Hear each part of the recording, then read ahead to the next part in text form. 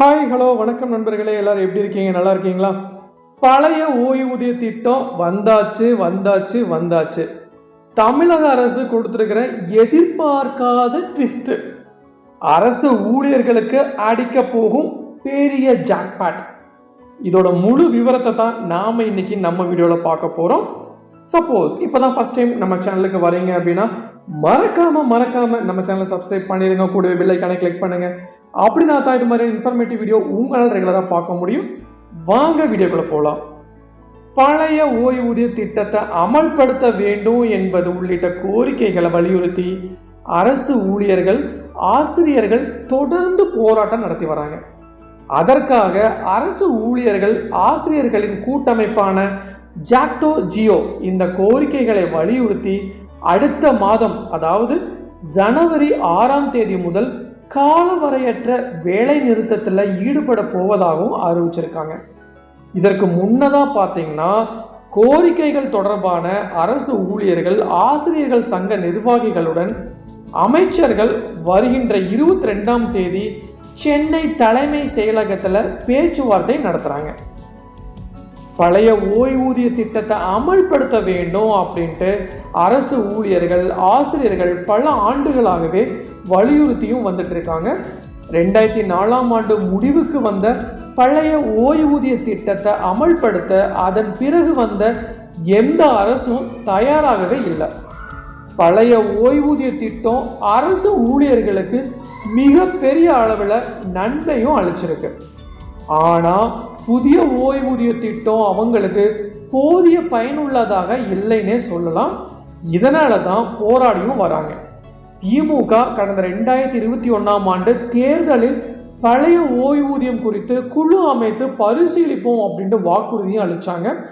ஆனால் ஆட்சிக்கு வந்து 4.5 வருஷம் கடந்து விட்ட நிலையில் இன்னுமே நிறைவேற்றப்படவில்லை. இதனால தான் பார்த்தீங்கன்னா அரசு ஊழியர்கள், ஆசிரியர்களின் கூட்டமைப்பான ஜாக்டோ ஜியோ இந்த கோரிக்கைகளை வலியுறுத்தி அடுத்த மாதம் ஜனவரி 6 முதல் காலவரையற்ற வேலை நிறுத்தத்தில் ஈடுபட போவதாகவும் அறிவிச்சிருக்காங்க.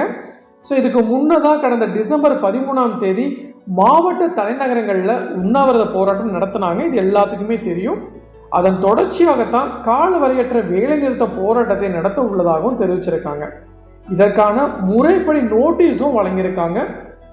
ஏற்கனவே கடந்த ஆண்டு பிப்ரவரி 24 அமைச்சர்கள் ஏவா வேலு, தங்கம் தென்னரசு, அன்பில் மகேஷ் பொய்யாமொழி, கயல்விழி செல்வராஜ் ஆகியோர் அடங்கிய குழுவினர் சென்னை தலைமைச் செயலகத்தில் அரசு ஊழியர்கள், ஆசிரியர்கள் சங்க நிர்வாகிகளுடன் பேச்சுவார்த்தை நடத்தியிருந்தாங்க.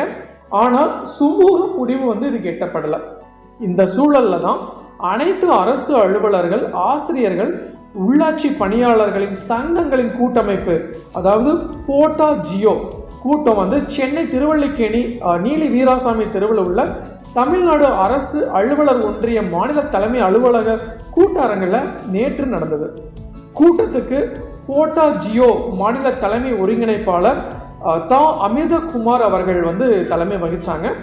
இதில் பழைய ஓய்வூதிய திட்டத்தை ரத்து செஞ்சுட்டு பழைய ஓய்வூதிய திட்டத்தை தமிழக அரசு அமல்படுத்த வேண்டும், அரசு ஊழியர்களுக்கு 7வது ஊதிய குழு நிர்ணயத்தில் 21 மாத நிலுவைத் தொகையினை வழங்க வேண்டும். அதே போல் பார்த்தீங்கன்னா கருணை அடிப்படையிலான பணி நியமனத்தில் 5% மேல் பணி நியமனம் செய்யக்கூடாது அப்படிங்கிறத ரத்து செய்திட வேண்டும் போன்ற பல்வேறு தகவல்களை சொல்லிட்டு இருந்தாங்க. ஸோ எது எப்படியோ இந்த பழைய ஓய்வூதிய திட்டம் நல்லதா, அமல்படுத்தலாமா, இல்லை புதிய ஓய்வூதிய திட்டத்தை அதையவே கன்டினியூ பண்ணலாமா அப்படிங்கிறது என்னுடைய சப்ஸ்கிரைபரும் என்னுடைய வியூவர்களும் இதற்கான உங்களுடைய கமெண்ட்ஸை நீங்கள் மறக்காமல் கமெண்ட் பாக்ஸில் போஸ்ட் பண்ணுங்கள். நிச்சயமாக இந்த இன்ஃபர்மேஷன் நிறைய பேர்த்துக்கு யூஸ்ஃபுல்லாக இருக்கும். இதுதான் நான் இன்னைக்கு உங்களுக்கு சொல்ல வர வேண்டிய விஷயம்.